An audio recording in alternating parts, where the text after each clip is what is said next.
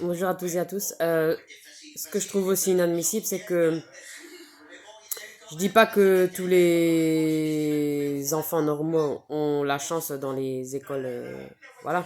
Mais ils ont quand même des fois plus de chance que les enfants handicapés ou ados handicapés. Mais c'est inadmissible que parce que tu es handicapé, t'as moins, t'as pas ta chance comme tout le monde ou moins de chance. Alors qu'ils devraient être aussi considérés comme les autres. Voilà. Que ce soit à la crèche, que ce soit à la maternelle, que ce soit à primaire, que ce soit collège, que ce soit lycée. Euh, Peu importe l'handicap de l'enfant, voilà, qu'il soit épileptique ou qu'il soit en fauteuil roulant, qu'il soit sourd-muet, qu'il soit muet, qu'il soit euh, trisomique, qu'il soit, ouais, voilà, peu importe quoi. C'est inadmissible parce que t'es différent. Tu dois rester chez toi ou alors ils te laissent dans les centres. Voilà. C'est inadmissible en France en 2022. Tout ça.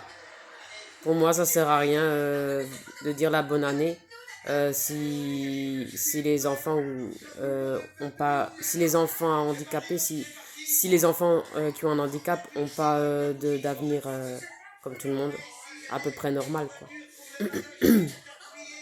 Voilà. En 2022, ça n'a pas changé. Voilà. Ça changera pas plus en 2023. Enfin, voilà.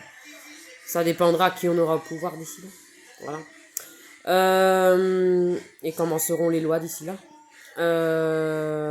Voilà.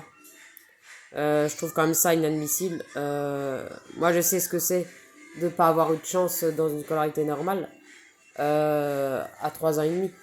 Je, Bon, la seule école spécialisée que j'ai aimée, c'était Saint-Joseph, le parc et puis Saint-Joseph. Mais pas les autres centres. Ça veut dire, j'ai pas aimé du tout le Cara, ni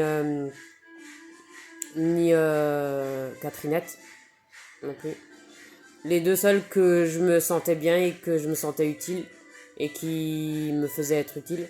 C'est-à-dire, on travaillait les trucs éducatifs, on lisait, on écrivait, on faisait des dictées, calculs, euh, euh, des dessins codés, catéchisme, euh, euh, on travaillait sur le corps humain. C'était à Saint-Joseph que j'ai eu les meilleurs souvenirs. Saint-Joseph et puis le parc, voilà. Et la mer. Euh, mais pas ce qui est Cara et Catherinette. Voilà. Ouais, bon, on m'avait pas demandé mon avis. Voilà. Mais c'est pour ça que je suis plus au Cara. Je préfère rester chez moi avec mon allocation handicapée. Et ça m'empêche pas de vivre à peu près comme tout le monde. Ça veut dire que ça m'empêche pas d'aller au magasin faire mes courses comme tout le monde. Euh, Faire des sorties sympas avec mes sœurs quand c'est prévu. Ça m'empêchera pas de trouver un nouvel appartement. Ça m'empêchera pas de... Ça m'a pas empêché d'avoir un chat. Ça m'a pas empêché de faire du sport, d'aimer le sport, de m'affiner, de muscler, comme tout le monde. Euh, Malgré mon choix de femme, mon choix de vie, mes habitudes de vie, et malgré euh, mon épilepsie, malgré mon traitement à vie, euh, euh, malgré voilà, je peux pas faire comme si j'avais pas de maladie ou pas de traitement à vie. Ça aurait été trop beau. Mais voilà, mon cerveau, il a eu ça, il a eu ça. Il pouvait pas prévoir. Voilà, ça prévient pas. Pour personne, même pour les jeunes actuels. Voilà.